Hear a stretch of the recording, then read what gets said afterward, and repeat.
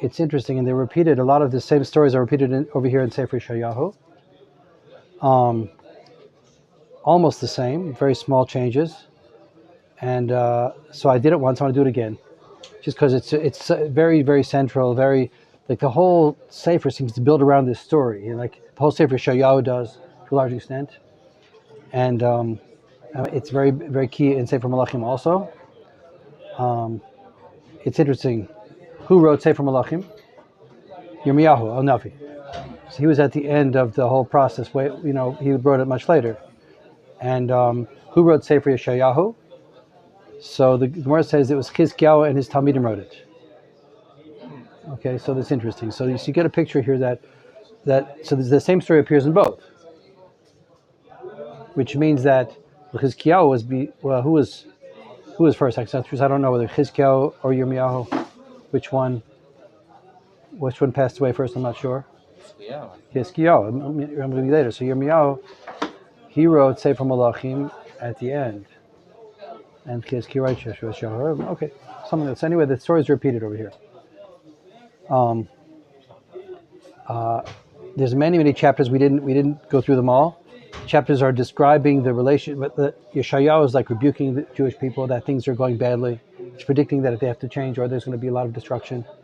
That's a lot of what happens in the chapters before. It also predicts the bright future. There's number little sections in the middle that are describing the ultimate redemption. One of them is very interesting. I just want to mention this briefly. One of the chapters here describes the garden parable again. And we had this garden parable before. Hashem speaks to his garden.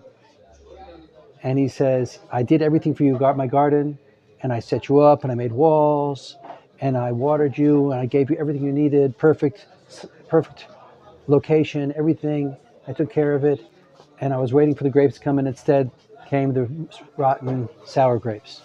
Right? So Yisrael was put in Eretz Yisrael, cultivated, set up. They came from Avraham, Yitzchak, Yaakov. They had all the great resources within them, without them, and they were made up to flourish. And at the end, they made wrong choices, and they didn't. So that was before.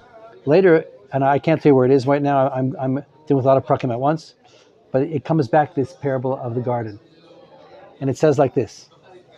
It says that what's going to happen to the nations that afflicted the Jewish nation during these times, they're going to be like these flourishing gardens. In the end, they're going to be wiped out altogether, and they won't grow back. All these nations like Bavel and Sancherib, his nation. What nation is that? That would be what do you call it? Ashur? Yeah, Ashur. And so these nations, they're going to be very strong, and as they're flourishing, in the end, they're going to be destroyed altogether. But Am Yisrael, this garden, they're going to be cut down to the root, but the root's going to still be there. Haboim Yashrish Yaakov, but then up from those roots will come back. It will come back. So that's interesting. So that's a lot of what's described over here. The nations coming against us, these nations being eventually destroyed. But predictions for Am Yisrael in Eretz Yisrael and in much of Yehuda also being destroyed because they weren't listening to Hashem. But finally, Yerushalayim standing and coming back, right? And their predictions. Their predictions mentioned in the Sefer. Before we get to our story here, is one thing that's predicted is that the king of Ashur will start cursing Hashem. And when that happens, after that is going to be the redemption. And also the prediction is that the Jews are going to be at the very bottom of their hope. There's going to be they're not going to see any natural way to succeed, and then the Yeshua is going to come. So all that was predicted. So it's interesting. So Chizkiyahu came with these predictions. So these helped him, obviously. This was his ace up the sleeve, that he was watching for the predictions of Hashem to come out, the nevuas, and when they did come out, then he knew what was going to happen next, more or less. And that helped him to hold his ground and guide Am Yisrael in the proper way. I want to start with the pasuk here. Before this, I look to Perek Kafeh. Go back to Perek Kafeh for a second. I just want to say one pasuk in Perek Kafeh before I jump to Perek Lamed Vav.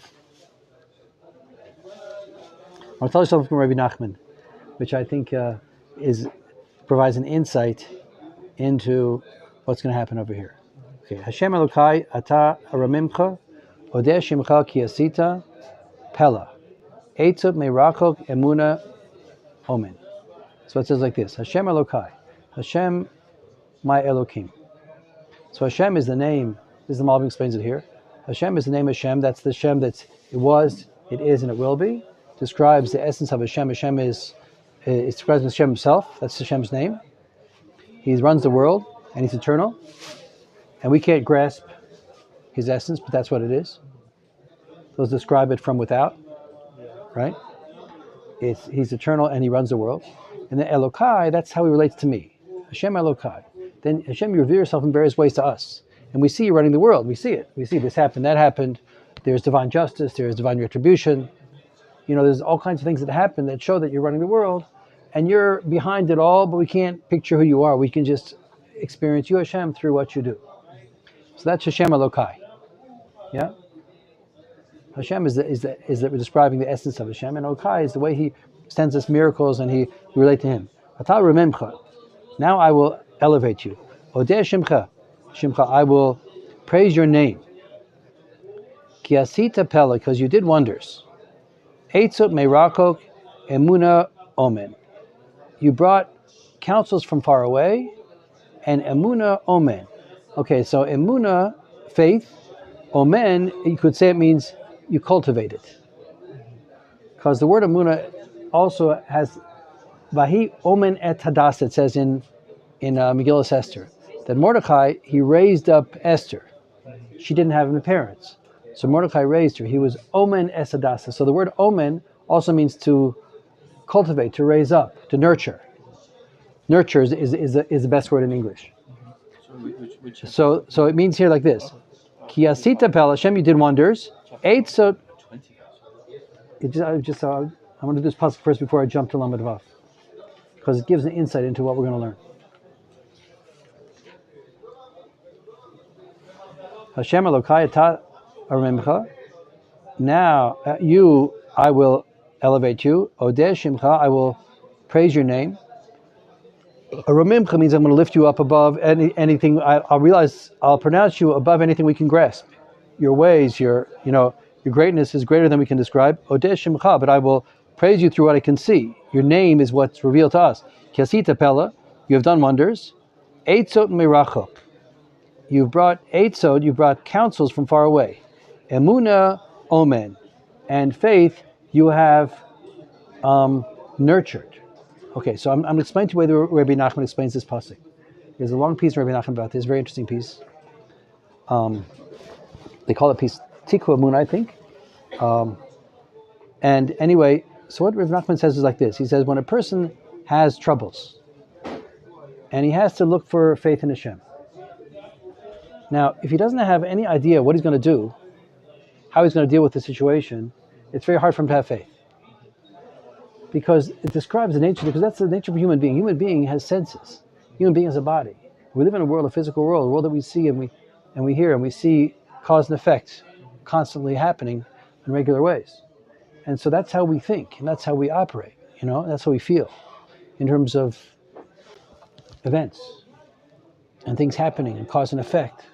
Right? And yet we know that Hashem is behind all that. There's no nature independent of Hashem's guidance. But what we see is the way things work in the world. So there's a duality there in our experience.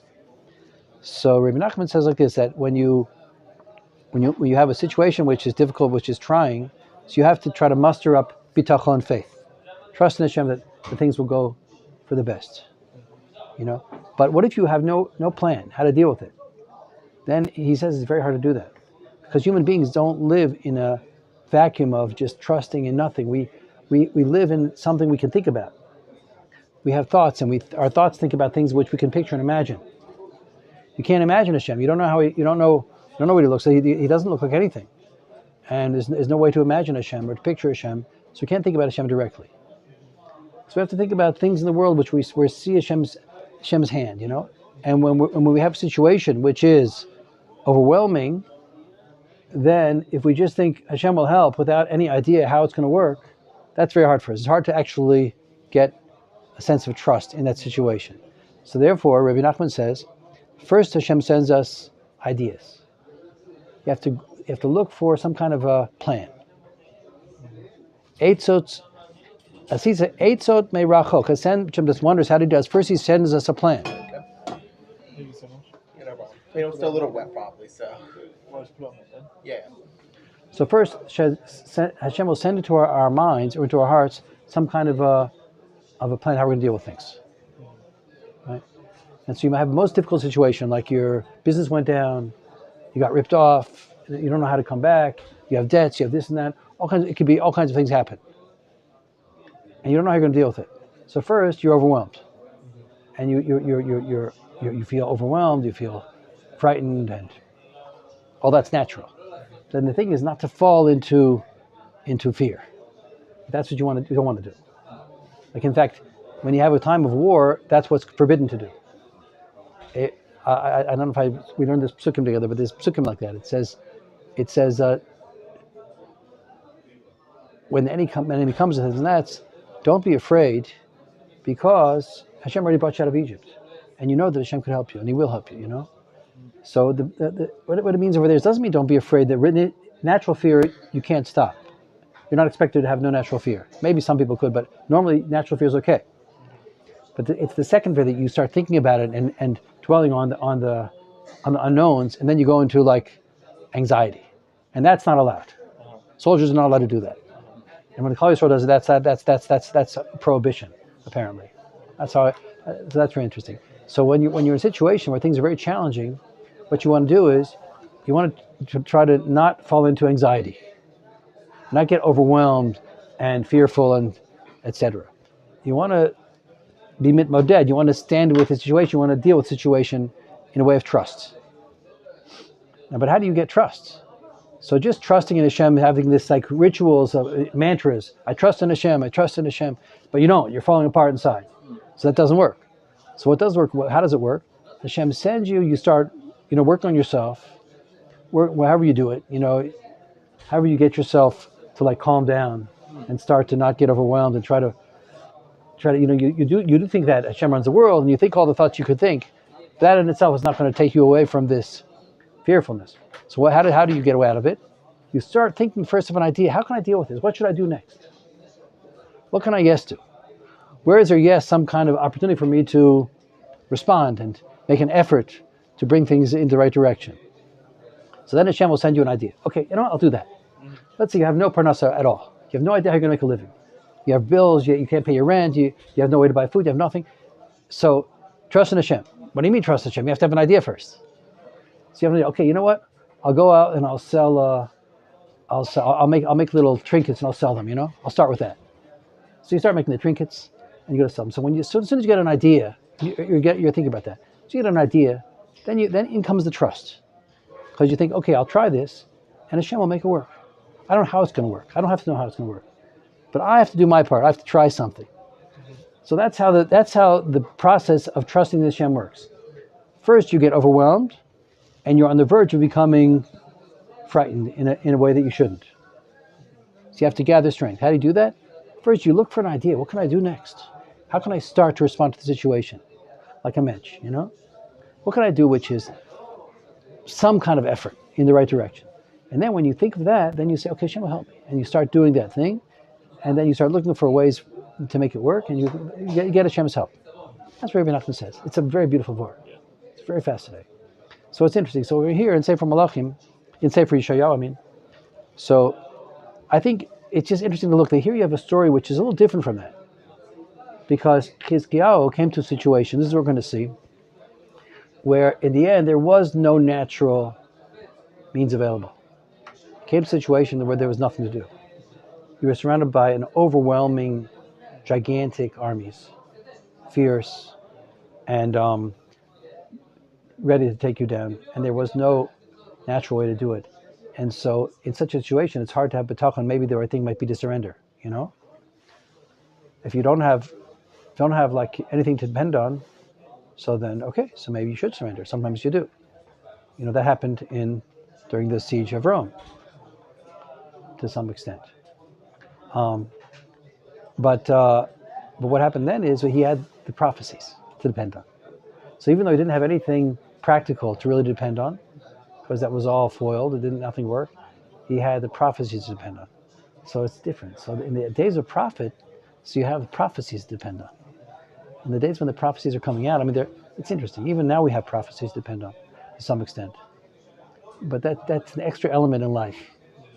So one element is that you don't know what to do, so you think of ideas and you pursue them and you trust in Hashem that He'll make it work. Sometimes it's some situation where you don't have anything to do, at least you have prophecies to depend on, and that also helps. That's what it seems like that Chizkiyahu depended on that to do the right thing. Okay, now let's go to Perek Lamed Vav again. So this is a lot of it's a repeat, but I'm going to do it again because I don't know. It seems like just the most important Perek in a way here, and it's really, really interesting. I want to work through it again a little bit. Vayhi ba'arba esrei shana lemelech Chizkiyahu. Ala Sancheriv Melech Ashur al Kol Arei Yehuda Habatzurot Vitfasem. So it was in the 14th year of King Chizkiyahu, Sancheriv, the king of Ashur, came on all the cities of Yehuda that were fortified and captured them. So after he'd already captured and exiled all the 10 tribes from Yisrael, now he came on all the cities of Yehuda and he captured all of those cities, except for Yerushalayim, in other words. And he came and made a siege on Yerushalayim. Vishlach Melech Ashur et Ravshakeh Melachish Yerushalayim.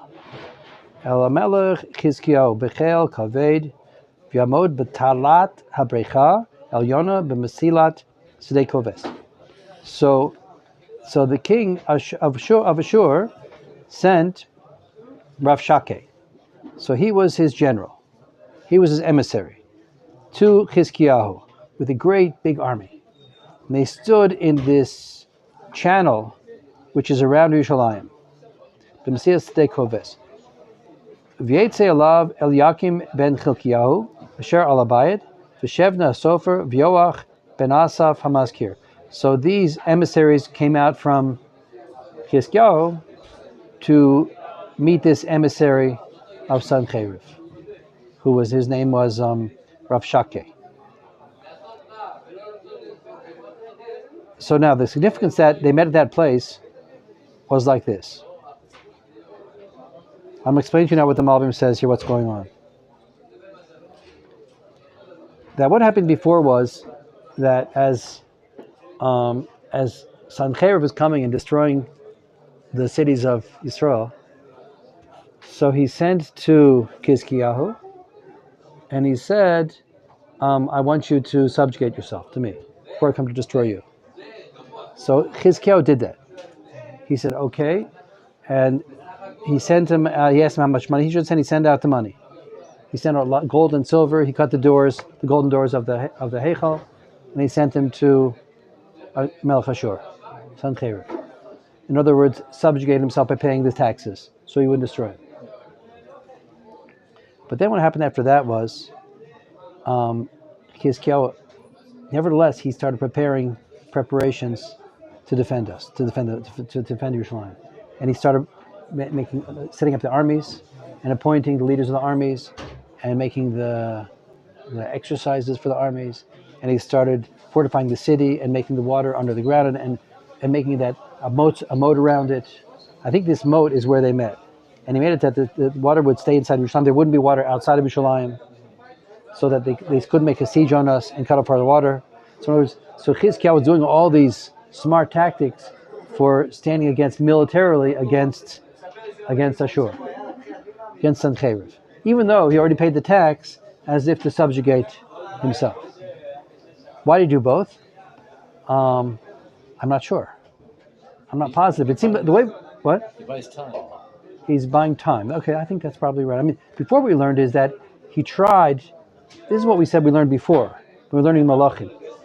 It seemed like he thought that might work, to buy him off. And he would settle down and leave him alone. And then it didn't work. But here we see more details. I think it's more like what you're saying. He was buying time and getting prepared to fight and not give in. Because this was the last remnant of Am Yisrael, and it didn't seem to Chizkiyahu that he should actually surrender and get completely conquered. Okay, so now they come. Now he's coming to him, Sancheriv. He sends out the messengers. Sancheriv sends his messenger. His name is Rav Shakeh, and Chizkiyahu sends out his messengers. Yomer Aleihim, Rav Shakeh. Imruna el Chizkiyahu, Ko Amar Melech Gadol Melech Ashur, Ma B'tachon Hazeh Asher B'tachta. So he said to them, Rav Shakeh, tell Chizkiyahu, this is what the great king says, the king of Ashur. What's this trusting that you trusted? Amarti, ach devar svatayim etza, ugvora l'melchama, ata al mi batakta kimaradata bi. Okay, so I want to explain to you now how the Malbim explains it here. I explained to you before a little through the Radak. It's a slightly different angle here, but the way the Malbim explains this pasuk is the following. He says, this is what Rav Shakeh is saying to Chizkiyahu, the message he's sending.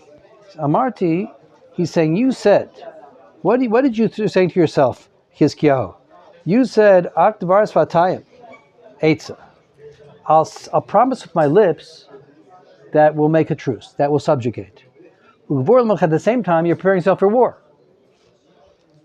So who are you trusting that you rebelled at me? So basically what's happening here is, according to the Malbim, is that Sancheriv is angry, particularly angry, because you can't have it both ways. He's telling Chizkiyahu, if you sent me the taxes, that means you're subjugating yourselves. So okay, you've done that, then I would have dealt with you in a certain way. I would have subjugated you, not necessarily exiled you, But now what you did is you pretended to subjugate yourself, well, you actually prepared for war. And you're trusting somehow you're going to be able to fight me, so who you're trusting in? And you betrayed my confidence, therefore you're going to get the full force of my wrath, and you're going to be exiled and destroyed in exile. And by the way, why did you think you could fight with me? You have such a small army. Why did you think that you could do this game and pretend to subjugate yourself and actually make a war? How are you going to win? You have no chance. Hine batachta al meshenet hakaneh haratzutz hazeh al mitzrayim asher yisamech ish alav uva b'chapo unekava kain paro melech mitzrayim lekol habotchim alav. He says it must be trusted on this weak reed, which is Egypt. And because why Yisrael did that? Yisrael made a pact with Egypt, and that didn't help them. And it seems like it's implied that maybe Chizkiyahu did that also. So that's what Sancheriv study did. And it's a weak reed, and when a person leans on it, first of all, it doesn't hold him up, and second of all, it could cut into his hand. It's going to just cut your hand, and it's also going to break. You lean on this reed, it's going to cut into your hand, it's also going to break. So therefore, that's the same as Mitzrayim. Mitzrayim came, you'll trust them, you'll pay taxes to Mitzrayim, that's cutting your hand. And he's not going to save you in the end anyway. Okay. V'chi tomar, Eli, El Hashem Elokeinu batachnu. Hello, hu asher hisir Chizkiyahu et bamotav et mizbechotav, v'yomer lihuda v'yishlayim v'nei mizbech hazeh tishtachavu. He says, maybe you'll say that I trusted in Hashem. That's why I trusted we could fight a war. I didn't want to subjugate myself because I figured I trusted in Hashem. That's what you're going to say. And that's why Chizkiyahu took all of the altars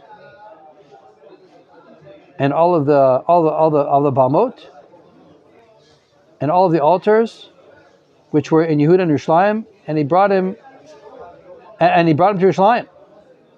So what's happening there is that he's being sarcastic. He's saying, if you trusted in Hashem, why did you take away all of his altars? There were altars and bamas all over Eretz Yisrael to Hashem. And you went and you brought them and you broke them all down, and you said, there's only one altar in Yerushalayim by me. Everyone will have to come to me. So you do that for your own covet, because if you were honoring Hashem, you would have left all those altars. Now it seems like Rav Shakeh didn't understand how Hashem works. He thought it was like an Avodah Zarah, like you have more altars is better. And so what you're doing just shows you're not really trusting in Hashem. You're just playing games with your people and you're building your own power. That's the way it seems to be the shot here. Vata hitarevna et Adonai Melech Ashur vetnelecha alafim susim Im tuchol lateit lecha rochvim alehem. He says, now, let's make a deal. And my master will give you 2,000 horses. Can you give enough riders for them? Like he's mocking him. He says, I give you 2,000 horses, you still can't win. You don't have enough people to man them.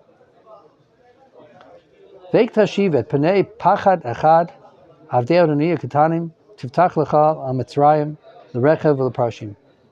How could you even respond to even one of the smallest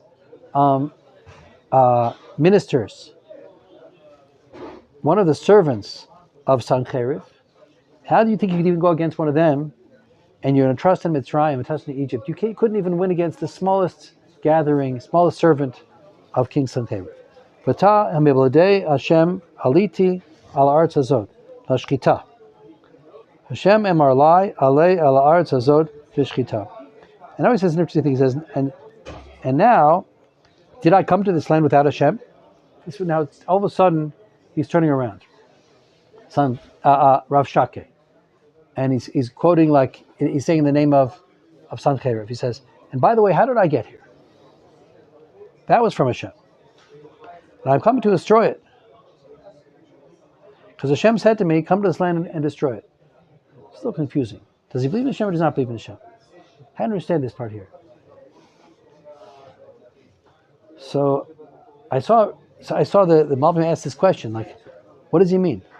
Now he's saying that Hashem sent me to destroy you. And so I'm not sure. I mean, what it sounds to me is, and I'm not sure what his answer is, but it sounds to me like this is sort of a Avodah Zorah mentality. That he's saying, it's sort of almost like maybe there is one God, and there's other gods also. There's this one God behind all the gods, there's another God, there's other gods, right? And I don't know, I'm not sure. And the fact that I'm here about to destroy you, that's also from Hashem. I don't know. What do you guys say? How do you understand this? I feel like it's to try and get in the heads of the people in the city. Of the people in the city. Yeah. That's true. That is what it's going to be. And how does it do that? If he puts doubt in their mind about... maybe it's Hashem himself who's... Hashem, yeah, like, maybe it's a punishment that's coming on you from Hashem himself. So he doesn't really mean that. He doesn't believe in Hashem. That's probably, I think that's more correct. He doesn't really believe in Hashem. He's saying, speaking their language. First, he's... Yeah, okay. Basically, he doesn't believe in that language. You see, he is a... What do you call it again? Someone believes in the power of might. It's called a social Darwinist, right? Yeah, a social Darwinist. I think that's what it's called. That's what he is. He believes whoever's strong, he believes in nature. Whoever's stronger is going to win. And the rest is nonsense, right? And then he starts saying, Hashem sent me here. So he means that's also Hashem. That's what he means. That's another way you can put it. That Hashem is nature. To him, that's the same thing. Yeah. And he sent me here too. Hashem put him on top. And he put me on top. Yeah. And the people are going to get all mixed up. So Hashem wants the world, nature wants the world. Like, I don't know, he's playing with their minds. Mm.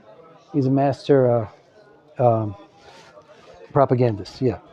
V'yomer Eliyakim, v'shevna v'yoach el Rav Shake, daberna el avadecha aramit, ki shomim anachnu v'yal tedaber eleinu Yehudit, v'aznei am asher alachoma. So then they said to him, like, why are you speaking Hebrew? He calls it Yehudit.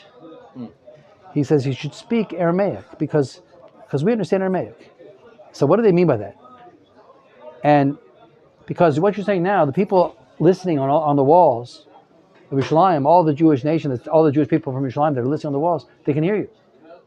And why should you speak to them? Speak to us in Aramaic. Now what do they mean by that? Because they think that he's coming to give a message to Yeshayahu. That's what it seemed like to them. And he sort of said that. And so they said, well, so why are you saying in Hebrew? Tell us in Aramaic, and which is your language, in other words. And we understand that. Yeah. And because if you speak in Hebrew, everyone's going to understand it over here. And you're not speaking to them, so why are you doing that? That's what they said to him. Yomer Rav Shake, Ha'el Adonecha ve'elecha shalachani Adoni, Adaber et advarim ha'ela, lo al anashim yoshvim halachoma lechol et soatam lishtot et meimei ragleihem imachem. So he says, you got it wrong. I didn't come to speak to you, actually. I didn't come to speak to your master either. I didn't come to speak to Chizkiyahu either, because you're insignificant. You're insignificant, and Chizkiyahu is insignificant compared to me, Sancheiriv. I came to speak to the people, that they should surrender. They should stop listening to Chizkiyahu, who is misleading them. So that's why I'm speaking in Hebrew. V'yamod Rav Shakeh v'yikra b'kol gadol Yehudit v'yomer shimu et divrei HaMelech HaGadol Melech Ashur. So now Rav Shakeh stood up and he called out in a loud voice in Yehudit, in Hebrew, and he says, "Listen to me, listen to the words of the king Sancheiriv, the Melech of Ashur." He's telling to the people. He's ignoring the emissaries of Chizkiyahu. He's addressing the people. He wants them to rebel against Chizkiyahu. It's extremely calculated. Like, whoa. Ko amar melech al yashi lachem Chizkiyahu ki lo yuchol latzil atchem. This is what the king says, king of Ashur. Don't let him mislead you, Chizkiyahu, because he can't save you. V'al yiftach etchem Chizkiyahu el Hashem. L'mahartzel yatzleinu Hashem lo tinate na'ir azot biyad melech Ashur. And don't let him trust you. Don't let him promise you. Don't let the Chizkiyahu promise you that Hashem will save you, and that the city will not give it over to the hands of Melech Ashur. Al tishmu el Chizkiyahu ki ko amar HaMelech Ashur asu iti bracha utzu elai v'chlu ish gafno v'ish tenato ushtu ish meboro. He says, don't listen to Chizkiyahu, but this is what the king of Ashur says to do. Make with me a deal. Get from me a bracha, and come out, and each will come out and make a deal with me that you're going to surrender to me. And each person, when I'll end the siege. End the siege, because you're being starved out. I'll end the siege, and then each person will be able to eat from his grapes and from his figs, and they'll drink from their wells, and I'll stop the siege. Ad boi v'lakachti etchem el eretz kartzachem eretz dagan v'tirosh eretz lechem ukramim. Until I come and I take you to a different land, which is like your land, the land of bounty, of dagan v'tirosh lechem ukramim. Meaning to say like this: if you surrender to me now, instead of starving and being conquered and exiled to a barren land, because Sancheiriv was moving nations all around. So what's going to happen now is, if you come out and you make a deal with me and you agree to surrender, so what's going to happen is that I'll leave you alone. You'll be able to survive. Meanwhile, you'll drink from your wells, you'll eat your food, and then I'll come and I'll bring you to a different land. I'll bring you to a land which I've removed another nation from then, and you'll be able to survive there. It'll be a nice land. It'll just be not here. We're taking over Yerushalayim. So that's the deal he's cutting with the people over the head of Chizkiyahu. Ayeh Elohei Chamat, Varpad, Ayeh Elohei Sarfavayim, V'ki Etzilu et Shomron Miyadi. So he's explaining to the people why they shouldn't trust in these promises. Because where is the God of Chamat and Arpad? Where is the God of Sarfavayim? Did they save Shomron from the hand of Sancheiriv? In other words, I already conquered Shomron. They had all these idol worshippers over there. They had those idols. Those idols couldn't stand against the force of nature, and neither can Hashem. So here he's starting to do blasphemy, mamish, which is great, because this is what's going to work against it.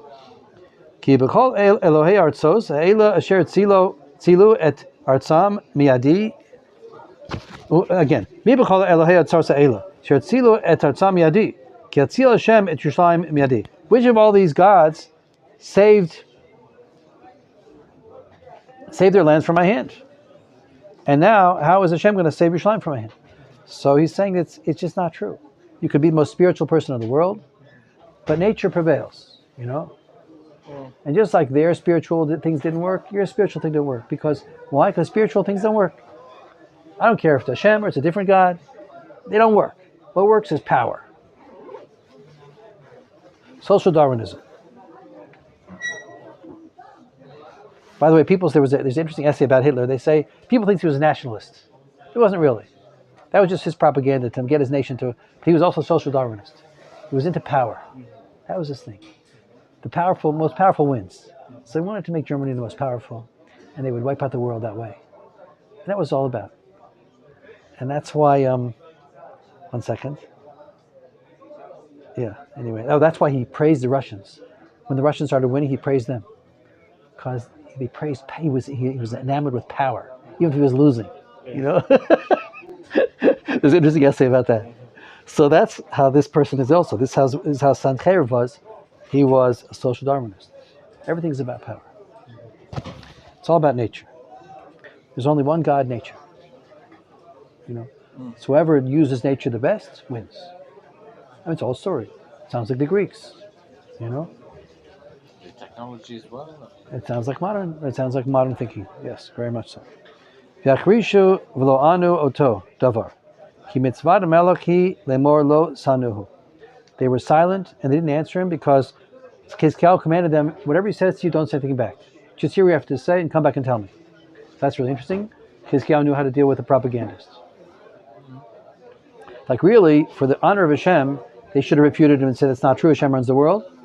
But he knew that the propagandists would just double up, you know? Would just go further. And the more propaganda that's said, the worse it is. So don't say anything. Eliakim ben Chilkiyahu. I mean, it's like when you're dealing with someone who's like a radical leftist, and he has all his leftist views. And he's like going against Jews, the Jewish nation and Israel and Hashem and everything, and the Torah. And he said, you can't answer that. There's nothing to answer. You know? And maybe unless you're talking to a different audience, but them themselves are not going to change. They're not coming to listen to you. They're coming to do propaganda. There's nothing to talk about.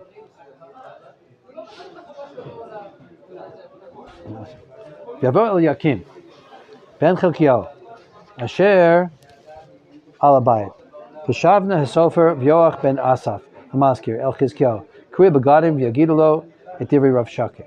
So they came with their clothes ripped because of this so the Mepharshim say over one of the reasons why they ripped their clothes. Why did they rip their clothes? Didn't they hope that Hashem will still save us? Why are they already being pessimistic? It's a question.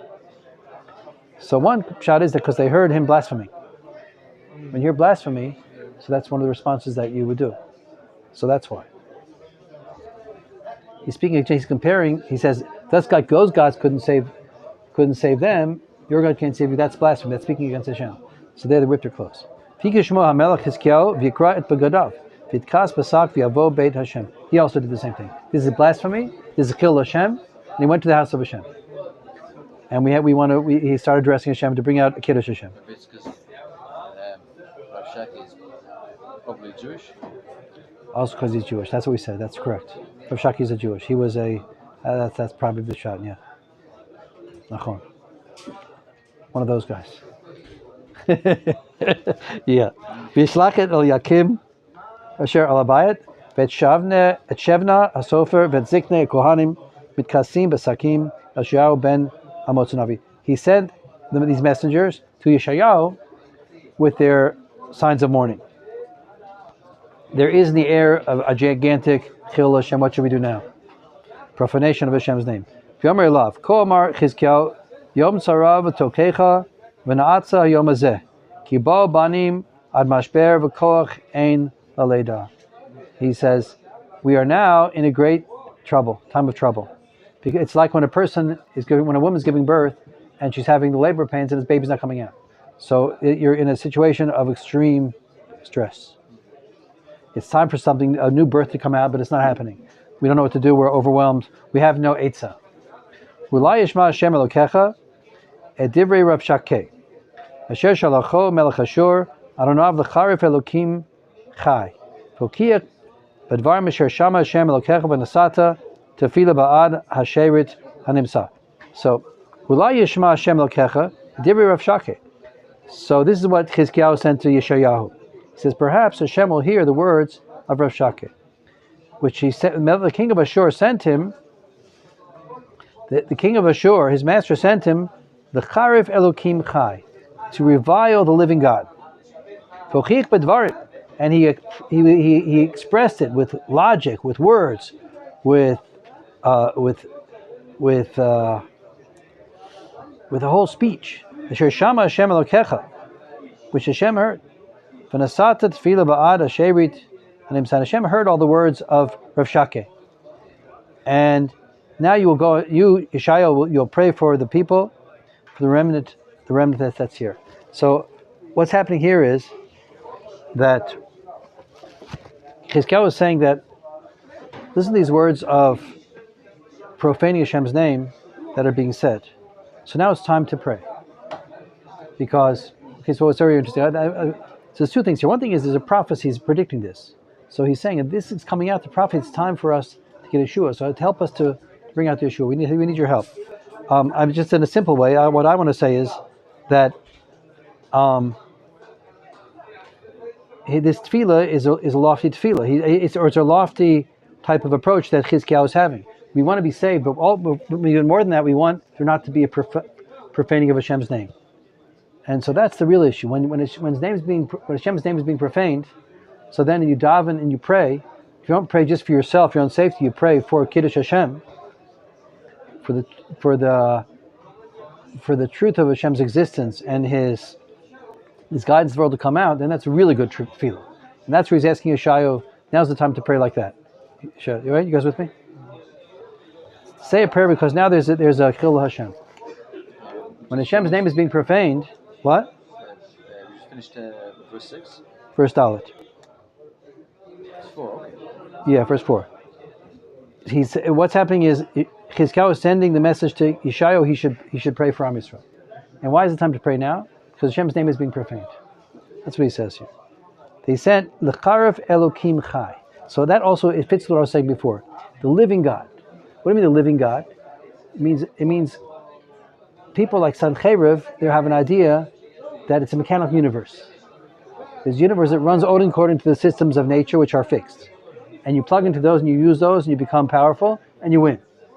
Whereas we know that that's not true. The Torah teaches us that that's not true. It's not a mechanical universe. Actually, the whole universe is run by Hashem every second. And it's guided by Him. And even though it follows patterns, that's also when Hashem wants it to. And when it doesn't want to, it goes with a different system. And so Hashem is alive. It's not like a mechanical universe which is not alive. It's alive Hashem behind the universe, And therefore everything is up to His will and His ratzon. And therefore when things are going, we can pray to Him and He can bring out Hashem's ratzon which is hidden first. Because there's not one mechanical system. So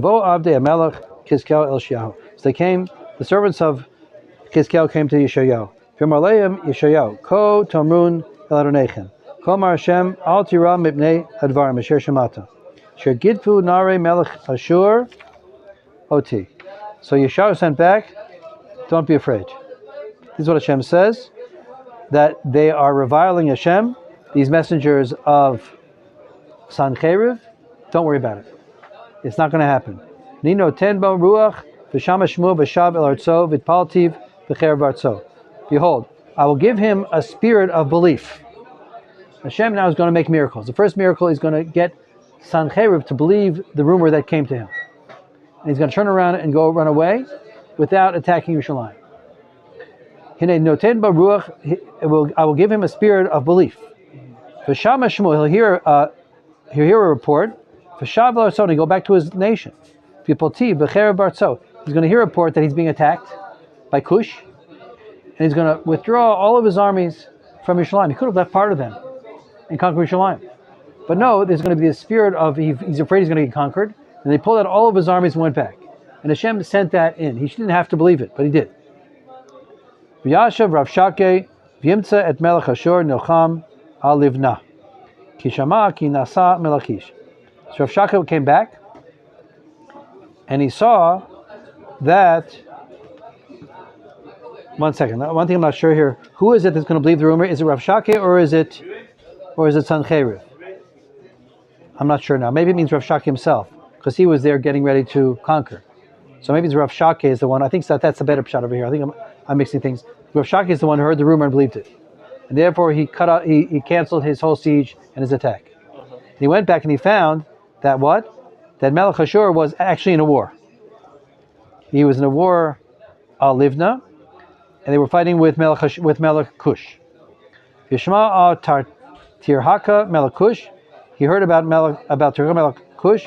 Lemor Yatza Lelchem Itach V'Yishma V'Yishlach Malachim El Cheskel Lemor.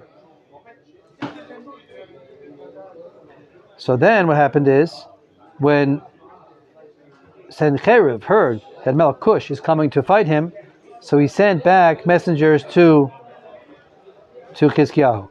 Ko Tomrun El Chizkiyahu. Now this is straight from Sennacherib now. This is what you're going to say to Chizkiyahu. Melech Yehuda, Lemor. Al Yashiach Elokecha Sherata Botech Bo. He should not fool you, your God, which you trust in him. Lemor Lo Tinatein Yerushalayim Biyad Melech Ashur. Yerushalayim will not be conquered by Ashur. Hinei Ata Shamata Asher Asu Malchi Ashur L'Kol Artzos Lachrimam V'Tatan Atzel. So now what's happening is it's actually the Melech Sennacherib himself is doing this blasphemy. Behold, and what the messengers said before, that's what they heard from him. They were saying it themselves, and now Sennacherib is telling himself, and that's the fulfillment of the prophecy completely, that the king himself will blaspheme. I've lost you. Can you say that again? What's happening now is like this. You got the storyline? I'll recap it. Yeah. I mean, so the king of... What happened is, Rav Shakeh heard that the Melech Cush was attacking Ashur. So he went back to where the battle was going on. He went back to be with Sennacherib. And there was a battle going on. He didn't have to pull out armies, but he did because he believed that there was an emergency. And that Hashem did. And then what happened is he goes back, and then Sennacherib decides to fight this war. He has to fight this war against Cush. He's going to fight Mitzrayim also. And he sends back to Chizkiyahu the following message. And now it's a message directly, it's a letter even. He sent out letters also. This is the kitzur, the brief form of the letter. That he starts blaspheming himself. Now this is the threat from Sennacherib directly to Chizkiyahu. And he says... So Rav Shakeh has gone to meet... Sennacherib, yeah. And they're getting ready to fight Cush. And meanwhile, Sennacherib sends new messengers back to tell Chizkiyahu, don't think you're going to get away. And you should subjugate yourself right now also, according to the Malbim. Because others are going to come back and get you. You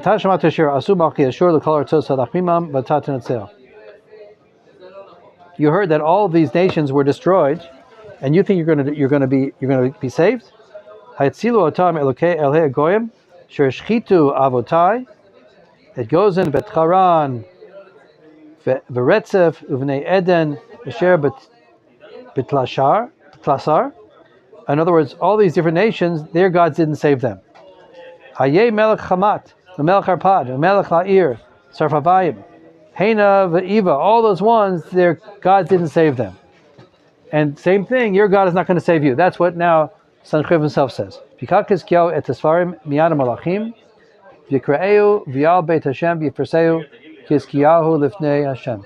He took the letters and he brought them to the base of Mikdash and he spread them out in front of Hashem. He said, Hashem, see the skill of Hashem. I'm going to pray to you now that they're blaspheming your name. They're saying that you're the same as other gods, and the other gods can't save them, and you can't save us. And that's a blasphemy of Hashem's name. We have to bring out to the world that's not the truth. That's how things work. And so he starts his prayer. Yitpal Chizkiyahu el Hashem lemor. Hashem tzvakot Elokei Yisrael yashev kruvim atahu Elokim levadcha v'kol b'mkot ha'aretz ata asisa es ha'shamayim v'es ha'aretz. Oh. Okay, we have to stop here. All right. Couldn't quite finish. Maybe we'll finish tomorrow.